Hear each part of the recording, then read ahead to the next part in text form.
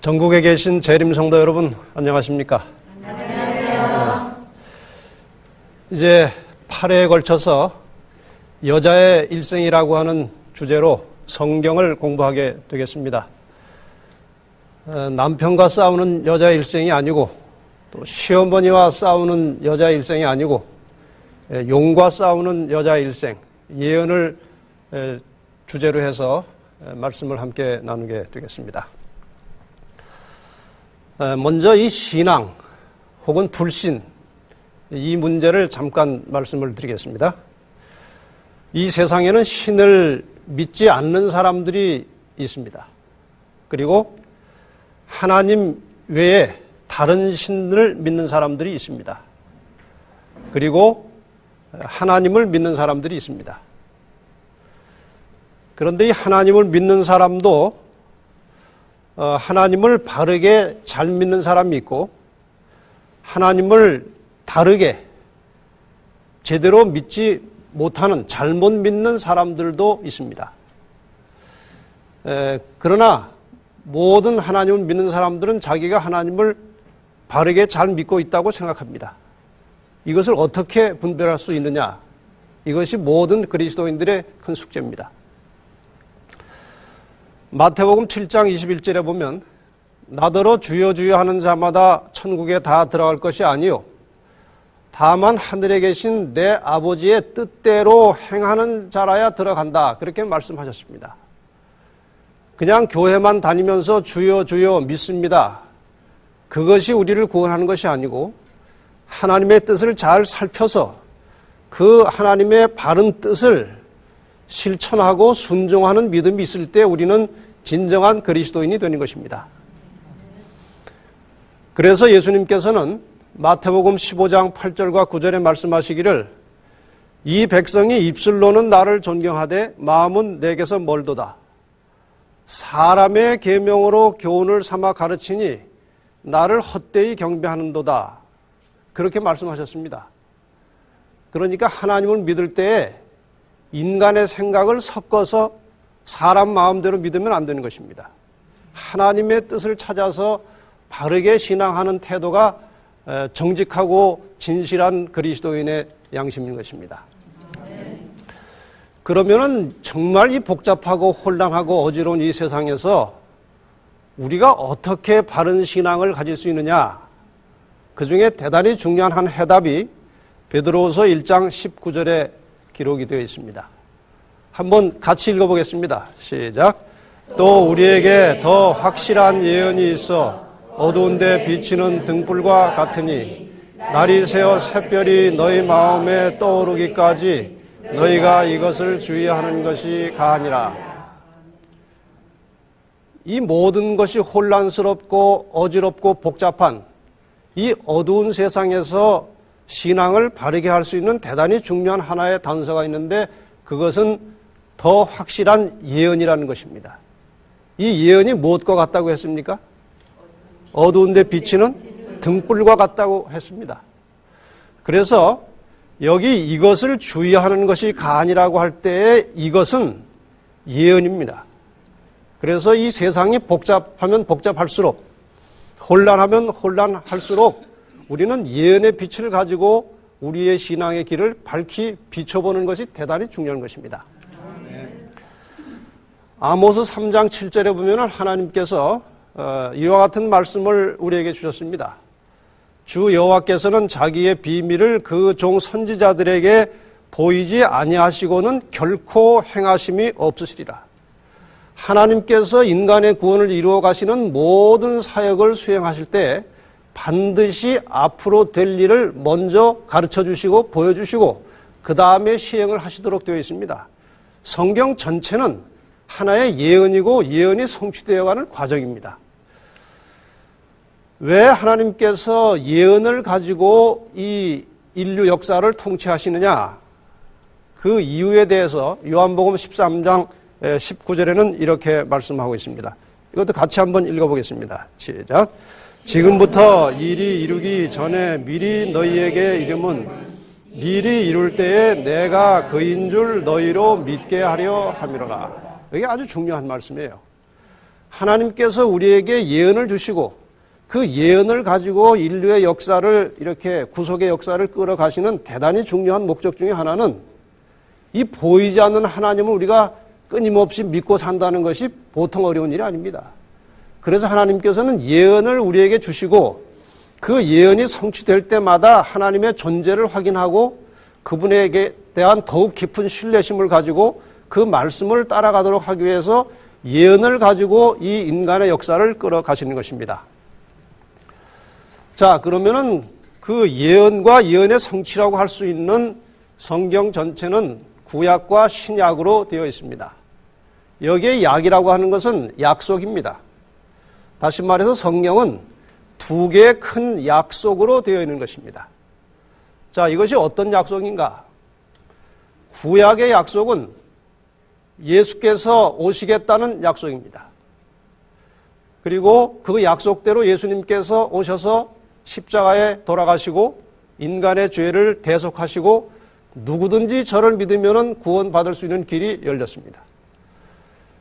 그 다음에 부활하시고 하늘로 가시면서 또 가시기 전에 또 다른 약속을 하셨는데 그것이 신약입니다. 이 신약의 약속은 예수께서 다시 오시겠다는 것입니다. 자, 다시 오시는 목적은 무엇이고 첫 번째 오신 목적은 무엇인가? 이 초림의 목적은 인간을 죄로부터 구원하시기 위해서 오신 것입니다. 이 죄의 본질로부터 인간을 구원하시기 위해서 오셨고 그 일을 위해서 십자가에 돌아가심으로 죄값을 대신 지불하셨습니다. 그래서 그 예수께서 우리의 죄값을 대신 지불하신 것을 믿고 그 다음에 하나님을 바라볼 때 우리에게 구원이 이르러 오는 것입니다. 그러면 왜 또 다시 오시느냐? 우리가 예수 그리스도를 믿음으로 죄의 본질로부터는 구원을 받았지만 여전히 우리는 이 죄악 세상에 발을 딛고 살고 있습니다. 그래서 재림의 목적은 이 죄로부터 구원받은 하나님의 백성들을 이 죄악 세상으로부터 구출해 가시기 위해서 다시 오시는 것입니다. 그래서 성경 전체는 다 예수 그리스도의 오심에 대한 이야기입니다. 잘 아시는 성경절 요한복음 5장 39절에 보면 너희가 성경에서 영생을 얻는 줄 생각하고 성경을 상고하거니와 이 성경이 곧 내게 대하여 예수에 대하여 증거하는 것이라고 말씀하셨습니다. 그래서 우리는 성경 어디를 펼치더라도 그 속에서 그리스도를 발견할 수 있는 영적인 안목이 있어야 하는 것입니다. 그리고 하나님께서는 이러한 구약과 신약에 걸쳐서 진행되는 모든 역사 속에서 시대마다 예언을 주심으로 백성들이 예언을 보고 듣고 그 예언을 따라감으로 안전하게 구원에 이르도록 마침내 하늘까지 갈 수 있도록 하나님께서 예언을 사용하신다는 것입니다. 자, 이스라엘이 구약의 예언을 가지고 있으면서도 그 예언의 핵심이라고 할 수 있는 메시아를 정상적으로 영접하는 일에 실패한 이유가 무엇인가? 첫째로 그들이 예언에 대해서 무지했다는 것입니다. 그리고 예언을 무시했습니다. 그리고 예언을 이기적으로 자기 중심적으로 해석을 한 것입니다. 이 구약에 예언된 메시아가 온 인류를 죄로부터 구원하실 메시아로 예언이 되어 있음에도 불구하고 이 사람들은 자기들이 지금 로마의 압제하에 있기 때문에 그 메시아가 나타나서 자기들을 로마로부터 구원해 줄 것으로 기대하면서 이기적인 마음으로 자기 중심적으로 예언을 해석했기 때문에 메시아를 맞이하는 데 실패한 것입니다. 그 다음에 예언의 말씀에 순종하지 않았습니다. 이것이 이스라엘이 메시아를 영접하는 데 실패한 이유들입니다. 이 이유의 중심에는 예언이 들어있는 것입니다. 그렇다면 그리스도인들이 이제 장차 있게 될 예수 그리스도의 재림을 성공적으로 맞이할 수 있으려면 그 유대인들이 가졌던 태도를 뒤집어서 생각해야 되는 것입니다. 그렇지 않겠습니까? 그래서 우리가 예수의 재림을 제대로 영접하려면 예언에 대한 관심과 지식을 가져야 하는 것입니다. 그리고 두 번째로 예언을 인정하고 존중할 줄 알아야 돼요.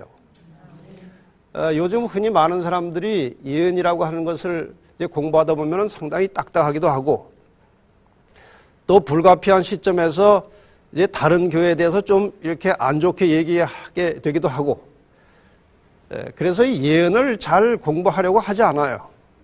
그러나 우리가 예언을 인정하고 존중하지 않으면 그리스도의 재림을 정확하게 바르게 맞이하는데 실패하게 되는 것입니다. 그리고 예언을 해석할 때에 그렇게 자기 중심적으로 자기가 가지고 있는 기존의 생각을 성경을 거기에다 맞추려고 하면 안 되고 아주 정직한 양심으로 예언을 성서적으로 역사적으로 해석을 해야 우리가 재림에 아주 제대로 접근해 갈 수 있다는 것입니다. 그 다음에 예언에 기록된 말씀에 순종하는 믿음이 필요합니다. 이런 네 가지 조건을 가지고 우리가 신실하게 신앙할 때 하나님께서 우리를 올바른 길로 인도해 주실 것입니다. 제가 어느 한 지방에서 이런 예언 집회를 하고 있었는데 이제 한 첫날 집회가 마치자마자 이제 한 사람이 찾아와가지고 그런 말을 한 것입니다. 제가 이 옆에 있는 한 교회의 목사인데 교인이 한 200명 됩니다. 근데 교인들이 자꾸 이 종말에 대해서 예언에 대해서 가르쳐 달라고 하는데 제가 신학교 다닐 때 배운 것이 없습니다. 저희 신학교에서는 예언을 거의 가르치질 않았고 또 목회 나와서도 예언을 좀 깊이 연구하려고 하면은 주변의 시선이 좋지 않아가지고 예언을 계속해서 혼자 독학으로도 할 수 없는 것이 현재 우리의 분위기입니다. 그러나 교인들은 자꾸 그런 요청이 있어서 이번에 참석했으니 좀 자료도 많이 주시고 또 예언에 대해서 좀 많은 것들을 가르쳐달라 그렇게 말하는 어떤 목사의 이야기를 제가 들은 적이 있어요. 이것은 그 한 교회 현실이 아니고 오늘날 대체적으로 이 교회나 목회자들이 예언을 별로 하지 않고 또 예언을 하면은 이상하게 보거나 아니면 예언을 아주 성경과 어긋나게 해석을 해가지고 교인들이 혼란스러워하는 장면을 볼 수가 있습니다. 그러나 예언은 어렵고 힘든 것이기도 하지만 우리가 절대 피해서는 안 될 것입니다. 여기 예수님께서도 예언을 자주 말씀하셨어요. 마태복음 15장 7절에 보면은 외식하는 자들아 이사야가 너희에게 대하여 잘 예언하였도다. 너희의 이런 상태에 대해서 예언이 되어 있다 이것입니다. 그 다음에 마태복음 24장 15절과 16절에서는 그러므로 너희가 선지자 다니엘의 말한 바 멸망에 가증한 것이 거룩한 곳에 선 것을 보거든. 이건 지금 예수님께서 다니엘의 예언서를 지금 인용하시는 것입니다. 그리고 마가복음 1장 15절에도 가라사대 때가 찼고 하나님의 나라가 가까웠으니 회개하고 복음을 믿으라. 이 때가 찼다는 말은 예언된 시기가 다 됐다는 것입니다. 그래서 예수님께서는 그 모든 가르침과 교훈을 그 예언에 기초하고 있는 것입니다. 시대의 소망이라고 하는 책 여러분이 잘 아시죠? 이 책 233페이지에 보면은 이와 같이 구주께서 친히 전하신 복음 기별은 예언에 기초되어 있었다고 되어 있습니다. 예수님께서 우리에게 주신 모든 복음의 기초는 예언이라고 하는 것입니다. 그래서 우리는 예언에 대하여 대단히 깊은 관심과 주의를 가지고 신앙을 할 수밖에 없는 것입니다. 이제 우리가 예언을 공부하다 보면은 역사를 피할 수가 없어요.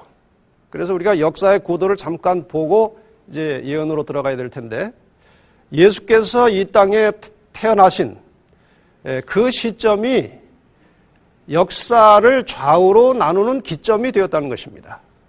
그래서 예수님 오시기 전을 주전, 예수님이 오신 후를 주후. 그래서 영어로 우리가 간략하게 BC, AD 이렇게 쓰죠. 그런데 이 BC라고 하는 것은 영어죠. Before Christ. 예수님 오시기 전 그런 뜻이고 AD라고 하는 것은 라틴어라고 그러죠. 그래서 아노 도미니. 이 아노라고 하는 것은 해, 연대, 기원 그런 뜻이고 도미니는 주님이라는 뜻입니다. 그래서 주님으로부터 시작된 연대를 우리가 AD라고 하는 것입니다. 실제로 이 서양의 역사는 기독교와 뗄래야 뗄 수 없는 관계를 가지고 있기 때문에 그들의 단어도 그 예수님의 역사와 관련이 있음을 발견하게 됩니다. 영어로 히스토리라고 하는 것이 이제 역사인데, 이 히스토리라고 하는 것은 his, 그분의, 예수 그리스도의, 이 his 할 때 앞에 대문자 h를 쓰면은 예수님의, 하나님의 그런 뜻이 됩니다. 그래서 이 히스토리라고 하는 것은 그분의, 예수 그리스도의 이야기다. 그런 뜻으로 이 단어가 만들어졌다는 것입니다. 어쨌든 이 세상 역사는 예수 그리스도를 떠나서는 계산할 수도 없고 생각할 수도 없는 것입니다. 그래서 이러한 배경을 가지고 앞으로 이제 8회에 걸쳐서 주로 예언에 관련된 대단히 중요한 말씀들을 간략하게 이제 공부를 하려고 하는 것입니다. 오늘은 여자의 후손, 창세기 3장을 중심으로 여자의 후손에 대해서 이제 공부할 것이고, 그 다음에 이제 다음 시간에는 다니엘서 2장을 중심으로 용의 후손들 혹은 뱀의 후손들이라고 하는 주제로 말씀을 나누겠습니다. 그리고 세 번째 날은 여자의 변심, 다니엘 7장에 나오는 이야기입니다. 그리고 네 번째 시간에는 계시록 13장에 나오는 두 짐승의 음모, 이런 주제로 공부를 할 것이고, 그리고 다섯 번째 시간에는 용의 전략, 이건 창세기와 다니엘과 계시록을 다 종합해가지고 그 사탄의 전략을 좀 집중적으로 분석하려고 하는 것입니다. 그 다음에 여섯 번째 시간에는 여자의 남은 자손, 계시록 12장을 공부하게 될 것이고, 그리고 일곱 번째 시간에는 여자의 마지막 외침이라고 하는 주제로 계시록 14장을 이제 공부하게 되겠습니다. 그리고 마지막 여덟 번째 시간에는 계시록 20장에 나오는 여자의 승리라는 제목으로 8번에 걸쳐서 성경에 나오는 중요한 예언들을 다루게 될 것이고, 오늘은 창세기 3장을 중심으로 여자의 후손이라고 하는 내용으로 말씀을 나누겠습니다. 오늘 첫날이라 좀 서론이 길었지만 마지막 뒷부분 그렇게 복잡하지 않게 설명을 좀 해보겠습니다. 여자의 후손, 이 말이 어디서 나왔느냐? 우선 성경에 나타난 최초의 예언이 무엇인가요? 여러분이 아는 성경 지식으로 성경에 나오는 첫 번째 예언이 뭡니까? 창세기 3장 15절. 여기 계신 분들은 성경을 많이 아시는 분들이에요, 보니까. 이 창세기 3장 15절의 의미를 모르는 사람들이 얼마나 많은지 몰라요. 제가 여러 부류의 사람들에게 성경을 가르쳐 봤습니다. 그런데 이 창세기 3장 15절의 의미를 제대로 알고 있는 사람은 거의 못 만났어요. 그만큼 창세기 3장 15장은 중요하기도 하지만 많은 사람들에게 깊이 제대로 이해가 되어 있지 않은 부분입니다. 자, 그러면은 이제 창세기 3장 15절의 내용을 잠깐 분석해 보겠습니다. 이 말씀이 언제 이루어졌는지 여러분이 아십니다. 아담과 하와가 범죄하고 이제 수치심과 죄책감을 느끼고 이제 무화과 나무 잎사귀로 옷을 엮어서 대충 입고 그 다음에 이제 두려움에 떨고 있을 때에 하나님이 나타나셔서 이 말씀을 하셨어요. 누구에게 하신 말씀인가 하면은 아담과 하와를 그렇게 범죄하게 만든 장본인 뱀, 그 뒤에 있는 사탄에게 이 말씀을 하신 것입니다. 그래서 내가 할 때 나는 하나님이셔요. 너로 할 때 너는 뱀이지만 실제로는 사탄입니다. 여자와 원수가 되게 한다. 그 당시 상황으로는 아마 하와를 가리킬 수 있었을지도 모릅니다. 그러나 이것이 이제 나중에 깊이 해석을 해보면은 이 여자는 다른 뜻을 가지고 있는 상징적인 단어입니다. 나중에 설명을 하겠습니다. 너의 후손도, 사탄, 뱀의 후손도 여자의 후손과 원수가 되게 할 것이다. 여자의 후손은 내 머리를 상하게 할 것이고 너는 그의 어디를? 발꿈치를 상하게 할 것이다. 그러니까 싸웠다는 말입니다. 싸워가지고 한쪽은 어디를 다쳤어요? 머리는 치명상입니다. 그렇죠? 머리를 다치면 죽는 것입니다. 크게 다치면. 그 다음에 한쪽은 어디를 다쳤어요? 발꿈치. 상대적으로 발꿈치는 아주 일시적인 상처를 말하는 것입니다. 그래서 다쳤지만 회복될 수 있는 상처를 발꿈치 상처라 그렇게 합니다. 발꿈치 다쳐서 죽은 사람이 있습니까? 발꿈치는 아주 일시적인 상처를 말하는 것입니다. 자, 그러면 여기에 나오는 중요한 단어들, 뱀, 여자, 또 여자의 후손 이런 단어들을 잠깐 생각해 보십시다. 여자가 누구냐 이것입니다. 여자는 상징적으로 쓰일 때 구약 열왕기하 19장 21절에 보면은 이스라엘에 가리켜서 처녀 딸 시오나, 그 다음에 딸 예루살렘 이렇게 해서 구약에 나오는 여자가 상징적으로 쓰여질 때는 이스라엘을 가리키는 것입니다.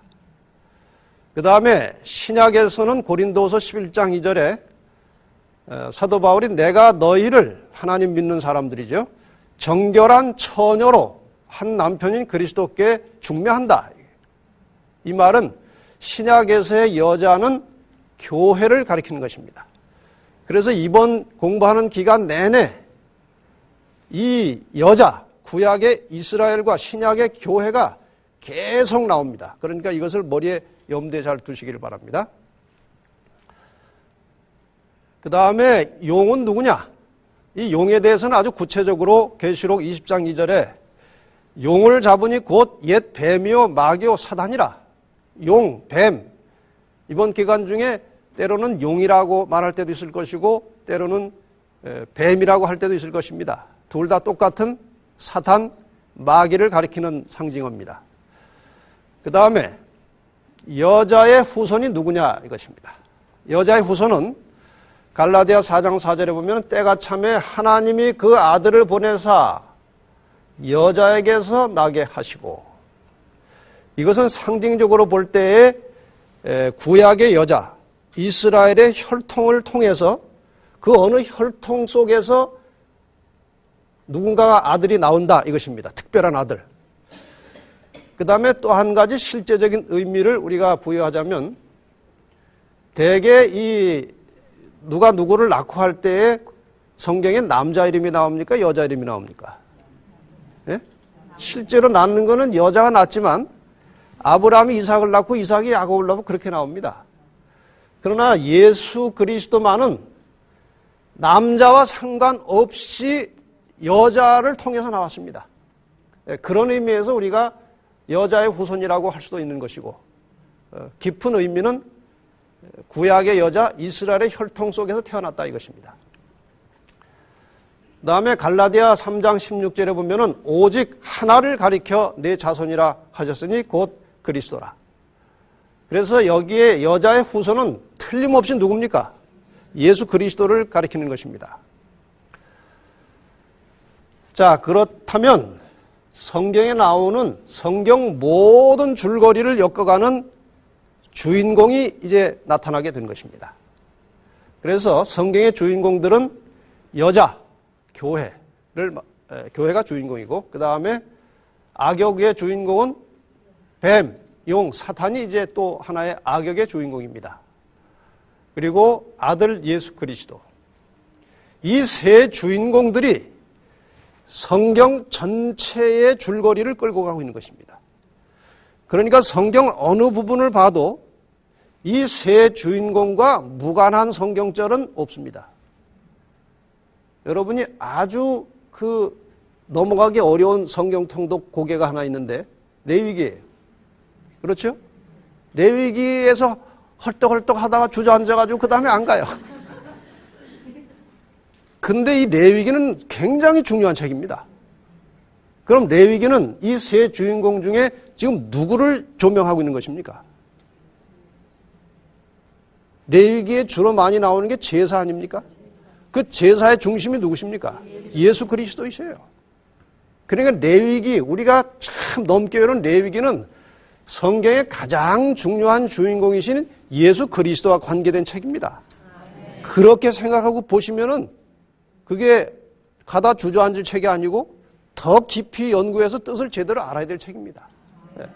이와 같이 모든 성경의 내용은 이 세 주인공과 관련이 있다는 것입니다.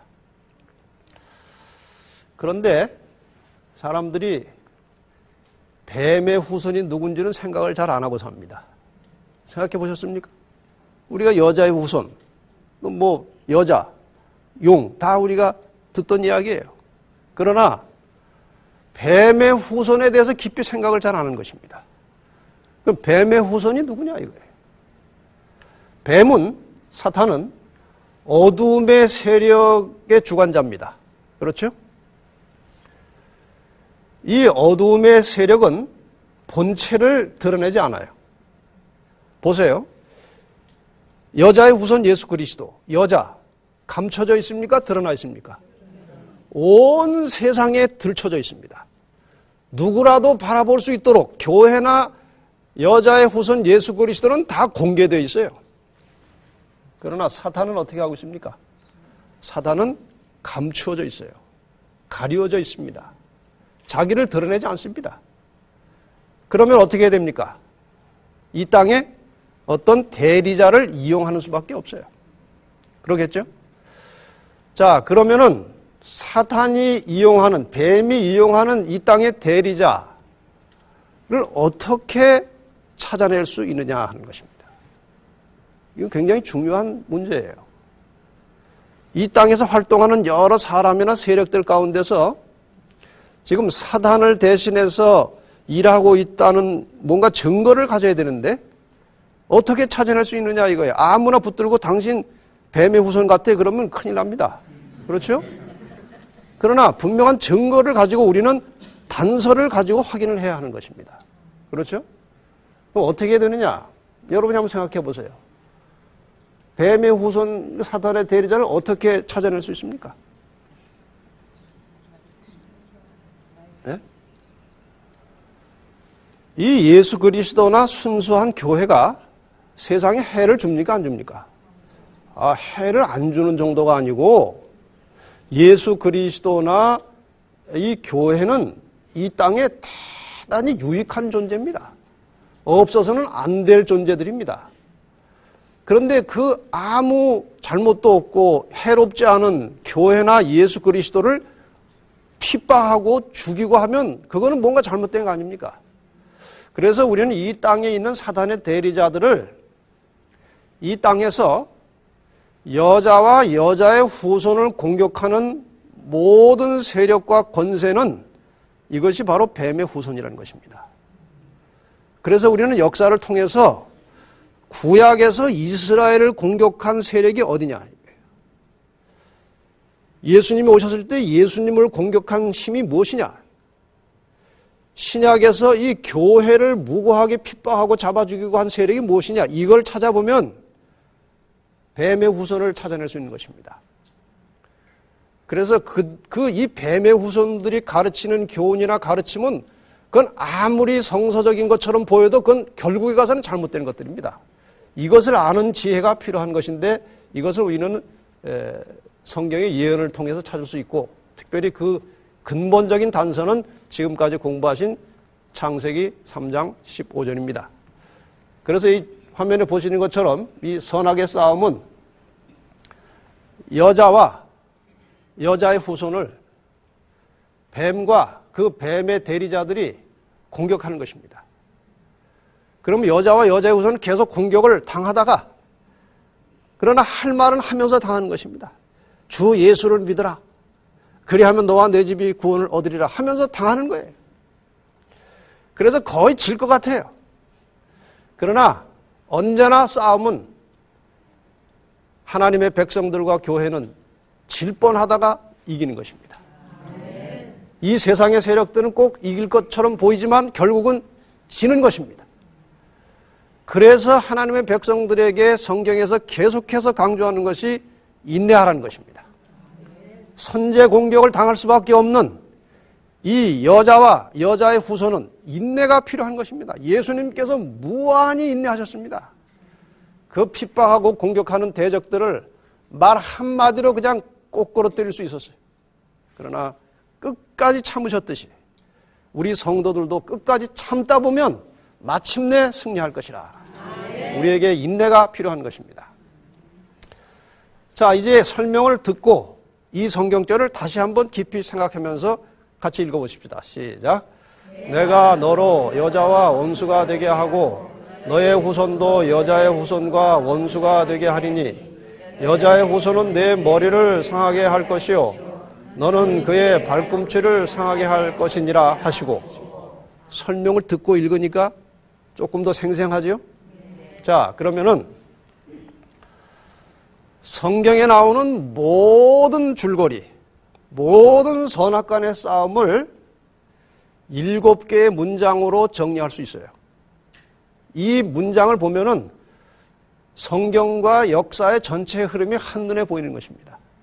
한번 보십시다. 첫째로, 하나님께서는 창세기 3장 15절에 예언된 여자의 후손을 이 땅에 보내시기 위해서 씨를 준비하셨는데, 그 씨로 택함 받은 사람이 누굽니까? 아브라함이에요. 이해가 가시죠? 아브라함의 후손을 통해서 누가 나오실 것이 예언된 것입니까? 예수 그리스도께서 나타나실 것이 예언된 것입니다. 두 번째, 여자의 후손은 아브라함으로 시작된 이스라엘 민족을 통해서 태어날 것이고, 그래서 뱀 사단은 여자의 후손을 태어나게 할 이스라엘을 멸절시키기 위해서 이스라엘 주변의 강대한 국가들을 이용하는 것입니다. 이해가 가시죠? 왜 여자의 후손을 태어나지 못하도록 그 여자의 후손의 씨가 될 이스라엘을 사탄이 왜 공격합니까? 그 여자의 후손이 나오면은 자기의 어디를 상하게 할 것이라고 했어요? 자기의 머리를 상하게 할 것이 그 이스라엘을 통해서 나타날 것입니다. 그러니까 아예 태어나기도 전에 그 혈통을 차단시키는 것이 사탄의 목적입니다. 그래서 여러 이스라엘 주변의 강대한 나라들을 통해서 이스라엘 민족을 말살시키려고 한 것이 사탄의 대단히 중요한 전략이었습니다. 세 번째, 그러나 사탄의 그러한 온갖 방해에도 불구하고 여자의 후손 예수는 예언을 따라서 정한 시기에 정한 장소에 태어나셨습니다. 사단이 하나님의 구속 사업을 방해는 할 수 있어요. 그러나 절대로 실패하게는 못합니다. 사단이 어떠한 전략을 가지고 이 구속 사업을 방해하고 온갖 모략을 써도 교회와 그리스도가 고난을 당할 뿐이지 구속의 역사는 절대로 실패하지 않습니다. 그래서 사단이 아무리 그런 작전을 가지고 썼지만 메시아 예수 그리스도는 예언을 따라서 정한 시기에 정한 장소에 태어나신 것입니다. 그 다음에 네 번째, 사단은 이제 드디어 누가 나타난 사실을 깨닫게 되었습니까? 여자의 후손, 자기의 머리를 상하게 할, 자기에게 치명상을 입힐 여자의 후손이 태어난 것을 이제 본 것입니다. 어떻게 해야 됩니까? 죽여야 돼요. 그래서 처음부터 태어나자마자 죽이려고 했죠. 누구를 통해서? 헤롯을 통해서 아예 처음부터 죽여 없애려고 한 것입니다. 그러나 구속의 사업은 절대로 실패하지 않아요. 그래서 기적적인 방법으로 메시아는 살아났고, 그 다음에 예수님께서 이 세상을 사시는 동안에 사탄이 집요하게 예수님을 따라다니면서 시험하고 공격했습니다. 죽이는 데 실패했기 때문에 이제는 뭘 해야 됩니까? 죄를 짓게 해야 되는 것입니다. 예수가 범죄하면 구속사업은 끝나는 것입니다. 예수께서 범죄하면 그 죽음이 인간의 죄를 대속하기 위한 대속적 죽음이 아니고 자기 죄값으로 죽는 것입니다. 그래서 사단은 예수를 이제 범죄하게 하려고 집요하게 따라다녔습니다. 그러나 예수님께서는 가지고 있는 신성으로 죄를 극복하시면 안 됩니다. 왜냐하면 그렇게 되면은 하나님의 율법은 사단에 참소하는 그대로 인간이 할 수 없는 법을 하나님이 요구하신다 이것입니다. 그래서 예수님께서는 여러분이 성경을 보시면 예수님이 기도하시는 장면이 많이 나옵니다. 그 예수님께서 기도하신 것이 우리에게 본을 보이시기 위해서 기도하셨습니까? 그분에게 기도가 필요하기 때문에 기도하셨습니까? 두 가지 다지요. 그러나 중요한 것은 그분이 한 연약한 육신의 모습으로 이 땅에 오셔서 죄를 극복하기 위하여 자기의 신성의 힘이 아닌 성령의 역사에 의해서 빌려온 힘이 예수님에게도 필요했던 것입니다. 그래서 예수님께서는 그 기도의 삶을 통해서 매일매일 성령의 능력을 빌려서 죄를 극복하신 것입니다. 이것은 우리도 예수님처럼 그렇게 간절하고 열렬하게 성령의 역사를 구하며 기도하며 살 때에 죄를 극복할 수 있음을 보여주신 것입니다.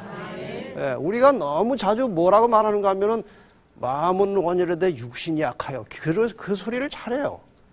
언제까지 우리가 그 소리를 하고 살아야 되는 것입니까? 우리가 정말 우리가 실패를 자주 한다면 예수 그리스도를 바라보시기를 바랍니다.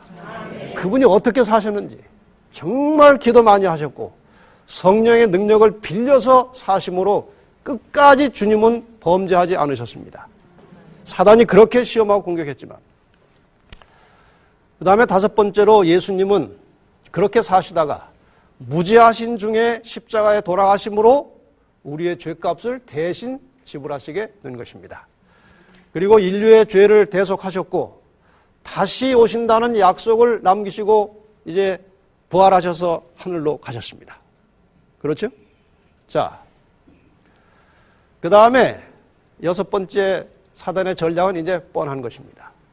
사단은 예수를 통해서 이 땅에 남겨진 이제 무엇을 공격해야 됩니까? 교회. 이스라엘은 끝났습니다. 메시아가 오심으로 이스라엘의 육적인 의미는 끝났습니다. 이제 예수님께서 십자가에 돌아가심으로 이 땅에는 교회가 남게 되었습니다. 그럼 사탄의 전략은 뻔한 거 아닙니까? 이 땅에 남겨진 하나님의 참 교회를 이제 공격하기 시작한 것입니다. 이 문제는 이제 또 앞으로 배울 거니까 자세하게는 여기서 못하겠습니다. 그렇게 해서 이 땅에 남겨진 교회를 사탄이 집요하게 공격하지만 마침내 교회가 승리할 것입니다. 이 교회는 절대로 실패하지 않습니다. 반드시 승리하게 될 것입니다. 그리고 일 번째로 예수께서는 그렇게 믿음으로 인내로 승리한 성도들을 구원하시기 위해서 다시 재림하실 것입니다. 아멘. 믿으십니까? 아멘. 예수님께서 분명히 재림하실 것을 믿으십니까? 아멘. 안 믿어도 오셔요. 우리가 준비되었든지 안 되었든지 우리가 믿든지 안 믿든지 예수님은 다시 오십니다. 아멘. 이스라엘 백성들이 준비가 되었거나 안 되었거나 그들이 메시아의 초림을 믿었든지 안 믿었든지 간에 정한 시기가 되었을 때 정한 장소에 메시아가 오셨듯이 우리가 믿거나 안 믿거나 준비가 되었든지 안 되었든지 약속한 예수 그리스도의 재림은 반드시 있을 것입니다. 아멘. 그렇게 되면 이제 사탄의 머리는 상한 바 될 것인데 일단 상징적으로 사탄의 머리는 예수께서 십자가에 돌아가시는 순간에 이미 훼손된 것입니다. 이미 승패는 끝난 것입니다. 그러나 이제 실제적으로 가시적으로 사탄이 완전히 멸망당하는 것은 예수 그리스도의 재림과 함께 이어지는 천년기 끝에 가서 사탄의 존재는 완전히 없어지고 말 것입니다. 이번 기간 중에 이런 문제들을 계속해서 다루게 되겠습니다. 자, 그러면 이제 용과 여자의 싸움의 역사 구도를 우리가 이렇게 그려볼 수가 있는 것입니다. 뱀이 있습니다. 용, 사단입니다. 그리고 여자가 있어요. 구약의 여자는 뭐라고 했습니까? 이스라엘.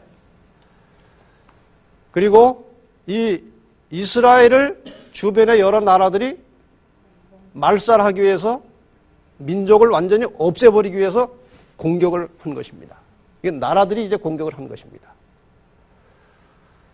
이스라엘 역사의 끄트머리에 누가 오셨습니까? 메시아, 예수 그리스도께서 오셨습니다. 그 다음에 이 땅에 누가 또 태어났습니까? 여자. 신약의 교회가 탄생했습니다. 저것이 여자의 일생이에요. 저 여자 일생 동안에 어떤 일이 벌어지고 어떤 투쟁이 벌어질 것인지 이번 기간 중에 예언을 중심으로 상세하게 공부하게 될 것입니다. 자, 그 다음에 이 신약의 교회를 또 다른 세력이 공격을 할까요, 안 할까요? 또 다른 세력이 공격을 하는 것입니다. 그래서 이번 기간 중에 여기 그 이스라엘과 교회를 공격한 나라들을 이제 하나씩 찾아낼 것입니다. 뿐만 아니라 그들이 이 이스라엘과 하나님의 교회를 어떤 방식으로 공격을 하고 있는지 그 사탄의 전략의 핵심을 또 찾아볼 것입니다. 그래서 우리가 이 공부가 다 끝나고 나면 이 선악의 대쟁투의 역사가 파노라마처럼 쫙 펼쳐질 것입니다. 그래서 조금 힘드시겠지만 이 집회가 계속되는 동안에 8번을 꼭 참석을 하시면 여러분 성경 전체에 대해서 많은 것들을 얻을 수 있게 될 것입니다. 하나님께서 어떻게 이 세상 역사를 이루어 가시는지, 그리고 이 죄와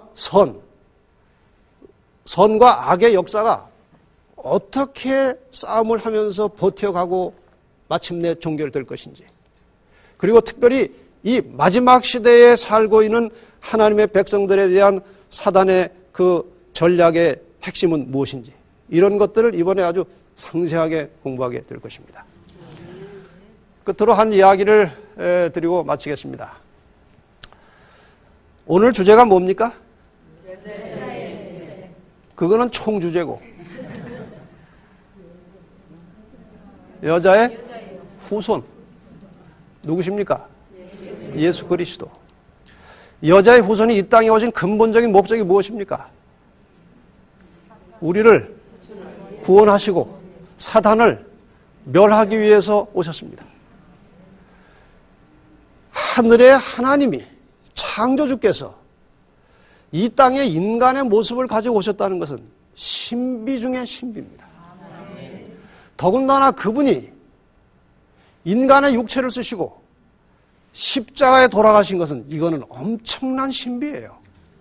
여러분 그 사실을 깊이 생각해 보시기 바랍니다. 그 죽음이 바로 인류의 죄를 대속하시고 한 사람 한 사람을 구원하시기 위해서 돌아가신 것입니다. 몇 년 전에 그 영도의 한 무슨 고아원 같은 데서 사건이 하나 벌어졌어요. 애기 엄마가 그 아이 둘을 태우고 이렇게 이제 그 기관에 좀 언덕진 길에 이제 올라갔어요. 차를 세우고 아이들은 거기 타고 있고 이 애기 엄마가 그 사이드 브레이크를 딱 단단하게 잠궈 놓고 이제 시동을 끄고 내려서 볼일을 보고 막 내려왔는데 차가 뒤로 흘러가는 거예요. 근데 이 차가 뒤로 흘러가다 보면 잠시 가다가 철조망에 걸려가지고 철조망에 걸리든지 그거를 철조망이 약하니까 그걸 밀고 차가 떨어지게 돼 있어요. 그래서 이제 이 애기 엄마가 그 차를 뒤에서 이렇게 지탱해 보려고 하는데 차가 뭐 무게가 있으니까 이 아이들이 그 아래서 이렇게 장난하다가 그 사이드 브레이크를 다시 원위치로 시켜놓은 거예요. 그러니까 이제 차가 뒤로 밀려 내려오고 있었던 건데 뭐 아무리 해도 이게 안 되는 것입니다. 힘이. 근데 저쪽에서 그 장면을 보고 있던 다른 분들이 그냥 놔둬. 빨리 피해 그러는 거예요. 혹시 그 차가 어디 걸릴 수도 있으니까 당신은 빨리 피하라는 거예요. 그러나 이 엄마의 심정은 그게 아닙니다. 그걸 그냥 두면은 자기가 볼 때는 떨어져 죽게 돼 있어요. 그래가지고 버티다 이제 넘어져가지고 이제 힘이 없어서 그 차가 이렇게 뒷바퀴를 이렇게 하면서 이렇게 그 애기 엄마를 밀면서 간 거예요. 그러니까 차 그 속도가 떨어지면서 차가 마침내 딱 섰습니다. 근데 그게 너무 심해서 죽었어요. 그 두 아이의 생명을 구원하기 위해서 이 엄마가 자기 생명을 버린 것입니다. 예수께서 오셔서 우리 한 사람 한 사람을 살리기 위해서 자기 생명을 주신 것입니다.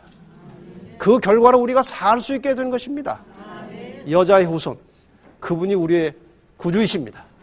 그분을 끝까지 의지하고 믿는 자는 마침내 구원을 얻게 될 것입니다. 감사합니다.